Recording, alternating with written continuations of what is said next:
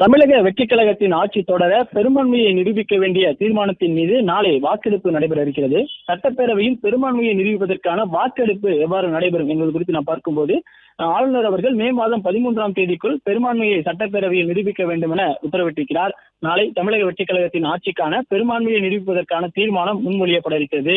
தனி பெரும்பான்மையுடன் ஆட்சி அமைக்காத அரசு சட்டப்பேரவையில் தங்கள் பெரும்பான்மையை நிரூபிக்க வேண்டியது அவசியம் என்பது சட்ட விதியாக இருக்கிறது. இந்நிலையில் தமிழக வெற்றிக் கழகம் தங்கள் கட்சிக்கு ஆட்சி அமைப்பதற்கு 120 எம்எல்ஏக்களின் ஆதரவு உள்ளது என ஆதரவு கடிதத்தோடு ஆட்சி அமைத்திருக்கிறார்கள். நாளை சட்டமன்ற நிகழ்வில் தமிழக வெற்றிக் கழகத்தின் ஆட்சிக்கு பெரும்பான்மையை நிரூபிக்கும் தீர்மானம் முன்மொழியப்படும். அதன்பின் சபாநாயகர் ஆட்சியில் உள்ள கட்சி பிரதிநிதி சார்பில் ஆதரவு கேட்டு பேசுவதற்கு ஆளுங்கட்சிக்கு ஒரு வாய்ப்பு கொடுப்பார்.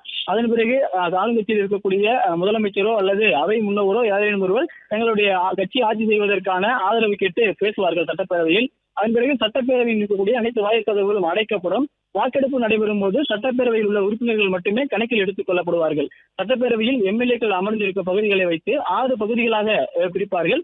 ஒவ்வொரு பகுதியிலும் உள்ள எம்எல்ஏக்களில் எத்தனை பேர் ஆதரவு கொடுக்கிறார்கள், எத்தனை பேர் ஆதரவு இல்லை என்பதை குரல் வாக்கெடுப்பு மூலம் பதிவு செய்தார்கள்.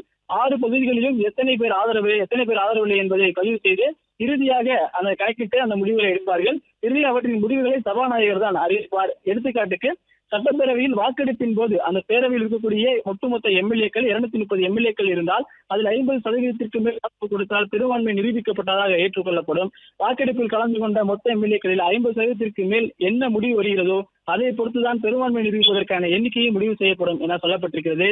வாக்கெடுப்பு நிறைவு பெற்ற பின் எண்ணிக்கை நீக்கும் முறைப்படி சபாநாயகர் முடிவுகளை அறிவிப்பார். அதாவது அறுதி பெரும்பான்மை என்று சொல்லக்கூடிய 234 தொகுதிகளில் 118 இடங்களில் வெற்றி பெற்றால் அவர்கள் ஆட்சி அமைக்கலாம் என்பது இருக்கிறது. ஆனால் அந்த பெரும்பான்மை தொடர்பான சந்தேகங்கள் இருக்கும் பொழுது பெரும்பான்மை நிரூபிக்க வேண்டிய வாக்கெடுப்பின் போது அன்றைய வாக்கெடுப்பின் போது சட்டப்பேரவையில் உள்ள மொத்த எம்எல்ஏக்களில் 50% மேல், அதாவது 230 எம்எல்ஏக்கள் தான் நாளை இருக்கிறார்கள் என்றால் அதில் 115 எம்எல்ஏக்களுக்கு மேல் ஆதரவு கொடுத்தால் அது பெரும்பான்மை நிரூபிக்கப்படும். தமிழக வெற்றிக் கழகத்தினுடைய ஆட்சி தொடரும். இந்த முறைப்படிதான் நாளை தமிழக வெற்றிக் கழகத்தினுடைய ஆட்சி தொடர்ந்து இருப்பதற்கான அந்த பெரும்பான்மை நிரூபிப்பதற்கான வழிமுறைகள் எனவும் சொல்லப்பட்டிருக்கிறது.